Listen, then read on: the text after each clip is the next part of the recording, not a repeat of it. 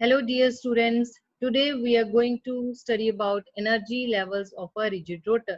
Now first of all you should know what is a rigid rotor. हमने rotational spectra के बारे में अगर पढ़ना है तो हमें एक पहले कोई मॉडल कंसीडर करना पड़ता है।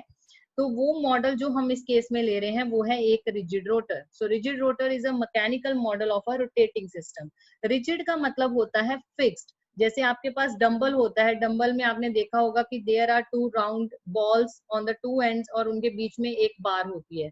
और अगर आप उस डंबल को घुमाते रहते हो तो उनके बीच का जो डिस्टेंस है वो सेम रहता है, वो बार जो है उसका डिस्टेंस सेम रहता है। सिमिलरली जो रिजिड रोटर है इसमें हम क्या करते हैं कि दो एटम्स ले लेते हैं। दो एटम सपोज कर लो जैसे ये है, यहाँ पे in the diagram it is shown कि M1, ये फिगर में दिख रहा है M1 M2। ये सपोज दो आपके पास, इस एक्सिस के अराउंड मैं इसको रोटेट कर रही हूँ।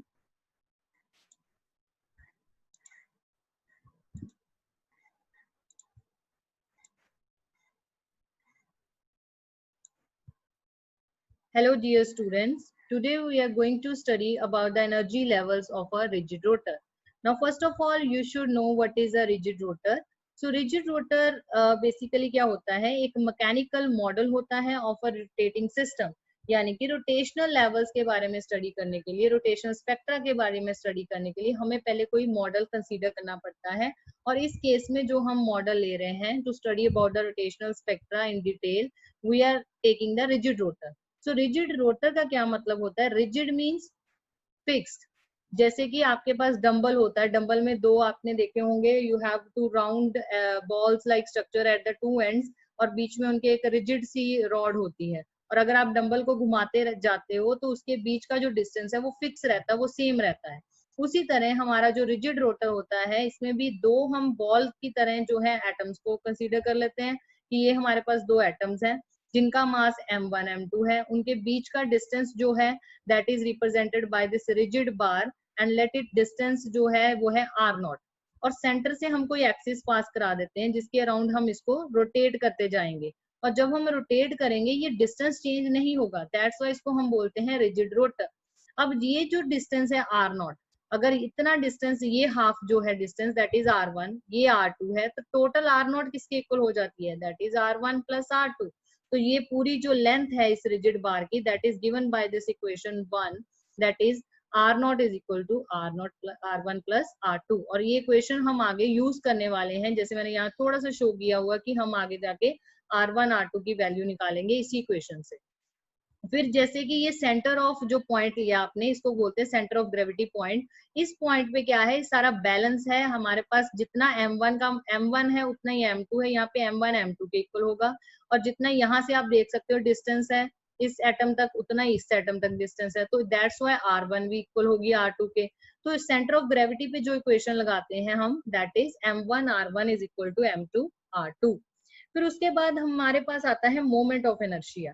मोमेंट ऑफ इनर्शिया क्या होता है? अगर आपने किसी भी एटम को, डायटोमिक मॉलिक्यूल को जब आप रोटेट करते हो तो डेफिनेटली आपको कोई कुछ तो फोर्स, कुछ एनर्जी लगानी पड़ती है।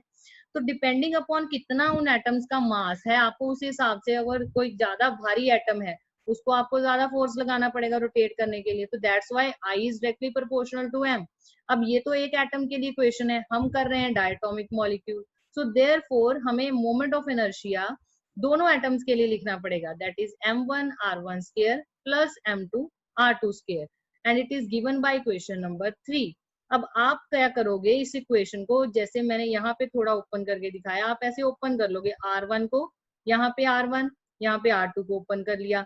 और M1 R1 हमने अभी इक्वेशन नंबर 2 में ऊपर ही किया है, ये देखिए कि सेंटर ऑफ ग्रेविटी पे तो M1 R1 किसके इक्वल होता है? M2 R2 के, और M2 R2 M1 R1 के। सो दोनों में वो वैल्यूज पुट की है हमने सेंटर ऑफ ग्रेविटी वाली इक्वेशन से।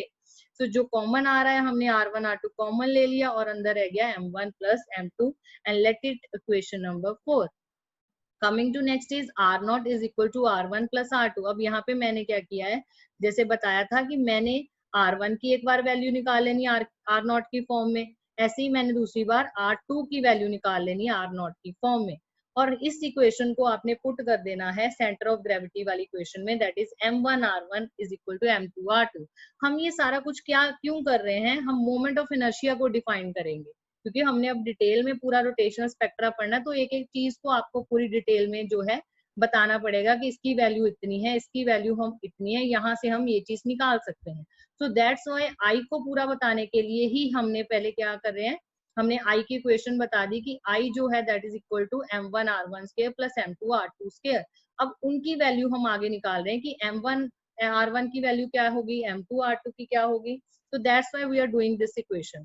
सो यहाँ पे जो है पुट दिस वैल्यू, ये वाली जो वैल्यू आई है इसको हमने r1 की वैल्यू यहाँ पुट कर दी। तो आपके पास ये याद रखना, अगर r1 की वैल्यू पुट कर रहे हो, मतलब एक ट्रिक है इसको याद करने की, कि अगर r1 की वैल्यू पुट कर रहे हो यहाँ r0 माइनस r2, तो जो इक्वेशन आएगी that is in the form of r2। और अगर आप यहाँ नेक्स्ट इसी के साथ चाहे लाइन लगा के R2 की वैल्यू पुट करोगे R0 माइनस R1, तो आपके पास जो इक्वेशन आएगी that will be in the form of R1। और यहाँ सिर्फ डिफरेंस m मास का होगा, क्योंकि R2 के कॉरस्पॉन्डिंग अगर यहाँ m1 है, वहां R1 के कॉरस्पॉन्डिंग आप देखोगे कि वैल्यू इज m2। बाकी सारा ऑलमोस्ट सेम है, सिर्फ ये याद रखना एक बार R1 की वैल्यू पुट करनी है, एक बार R2 की वैल्यू पुट करनी है। तो 6 और 7 इक्वेशन आपके पास जो आई हैं, इनको आपने मोमेंट ऑफ इनर्शिया वाली इक्वेशन में पुट कर देना है। ये थी मोमेंट ऑफ इनर्शिया वाली इक्वेशन, ये वैल्यूज पुट कर दी हमने जो हमने अभी ऊपर ही ड्राइव की हैं।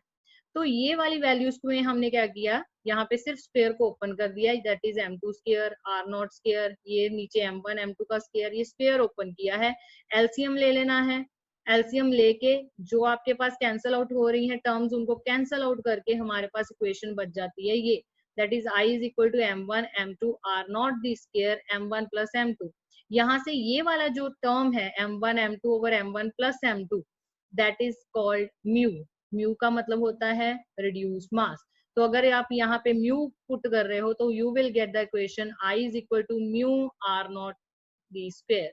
तो ये मोमेंट ऑफ इनर्शिया हमने डिफाइन कर दिया, एक चीज डिफाइन कर दी। अब हम आगे चल रहे हैं, नेक्स्ट टर्म होती है L।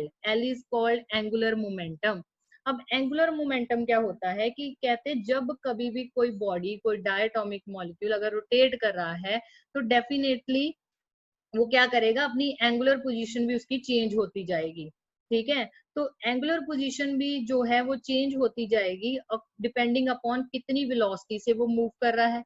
और एंगुलर वेलोसिटी हम देते हैं ओमेगा से। एंगुलर वेलोसिटी हमें बताती है कि किस रेट पे वो जो है अपनी पोजीशन चेंज कर रहा है, क्या कितनी जल्दी से या कितनी slowly. When we talk about rate, तो रेट का मतलब होता है कोई चीज कितनी जल्दी या स्लो होती है। तो इसका मतलब एंगुलर वेलोसिटी यहाँ डिफाइन करिए कि कितनी कितनी जल्दी या कितनी स्लोली वो अपनी एंगुलर पोजीशन जो है रोटेटिंग बॉडी चेंज कर रही है। सो उसके बाद आई हम डिफाइन कर चुके हैं, मोमेंट ऑफ इनर्शिया, जो आप टॉर्क लगाते हो, परपेंडिकुलर फोर्स लगाते हो उस डायटोमिक मॉलिक्यूल को रोटेट करने के लिए। अब ये दोनों चीजें किसके इक्वल होती हैं, एल के, यानी एंगुलर मोमेंटम जो है, L is the angular momentum, जो ये डिफाइन करता है कि जो आपका डायटोमिक मॉलिक्यूल है वो किस वेलोसिटी से मूव कर रहा है, कितनी एंगुलर पोजीशन उसकी कितनी जल्दी चेंज हो रही है, कितना टॉर्क लग रहा है, ये सारा पूरी चीज जो है एंगुलर मोमेंटम डिफाइन करेगा। अब एंगुलर मोमेंटम की जो वैल्यू होती है वो क्वांटाइज्ड होती है, that is this value, that is under root J plus 1 h by 2 पाई। क्वांटाइज का मतलब स्मॉल एनर्जी पैकेट्स में वैल्यू होती है, कंटिन्यूस नहीं होती। और मोर ओवर जे की वैल्यू पे डिपेंड करेगा, अगर आपके पास जे इज इक्वल टू 0 मतलब ग्राउंड लेवल है आपके पास, तो उसके कॉरेस्पॉन्डिंग उसकी फिक्स्ड एल की वैल्यू होगी। अगर जे की वैल्यू 1 पुट करोगे फिर उसकी एल की वैल्यू उसके कॉरेस्पॉन्डिंग होगी। और जे जहां पे क्या है, ये जहां पे रोटेशनल क्वांटम नंबर। फिर उसके बाद रोटेशनल एनर्जी जो हम देते हैं that is by this equation, half I omega square. So I omega square को हमने जे एल की फॉर्म में कन्वर्ट करने के लिए इसको मल्टीप्लाई और बेटा डिवाइड किया है बाय दिस आई। तो जब इसको डिवाइड और मल्टीप्लाई करोगे तो आपके पास ये टर्म बन गई, इसको जब आप इसके साथ मल्टीप्लाई करोगे तो आई स्क्वायर बन जाएगा। आई स्क्वायर ओमेगा स्क्वायर को हमने होल लिख लिया कि होल दी स्क्वायर, तो ये आई ओमेगा किसके इक्वल आ गया, एल के, तो इट बिकम्स एल स्क्वायर। और नीचे ये 2i तो चल ही रहा है, तो l की वैल्यू वहां से हमने पुट कर दी, J plus 1 h by 2 pi D square. ये पाई से ये कैंसिल हो जाएगा अंडर रूट, ठीक है, 2 से ये अंडर रूट कैंसिल हो गया। बाकी इक्वेशन आप ओपन कर लो, ये h दी स्क्वायर बन जाएगा, 4 बन जाएगा, ये पाई दी स्क्वायर आ गया।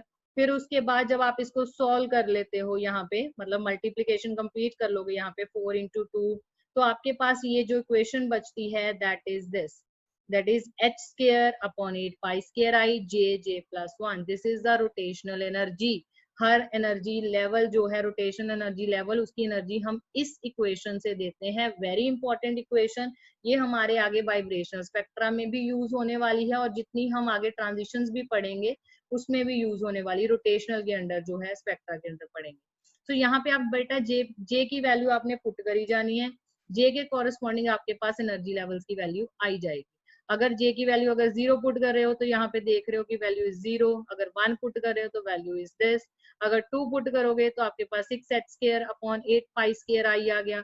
और यहाँ पे एक चीज अगर आप देख रहे हो कि जैसे जैसे जे की वैल्यू आप बढ़ा रहे हो 0 1 2 और आगे अगर 3 तक पुट करोगे 3 4 एंड सो ऑन, तो ई की वैल्यू का ये फैक्टर भी तो बढ़ रहा है. देखो यहाँ 0, यहाँ 2, यहाँ 6. इसका मतलब कि जैसे जैसे आप जे की वैल्यू बढ़ा रहे हो तो स्पेसिंग जो है लेवल्स के बीच में वो भी इंक्रीज हो रही है. जैसे कि यहाँ पे आपको दिखाए गए हैं रोटेशनल एनर्जी लेवल. ये जे की वैल्यू जैसे जैसे बढ़ रही है, ये वैल्यूज देखिए बढ़ रही है, और स्पेसिंग भी बढ़ रही है रोटेशनल एनर्जी लेवल्स में.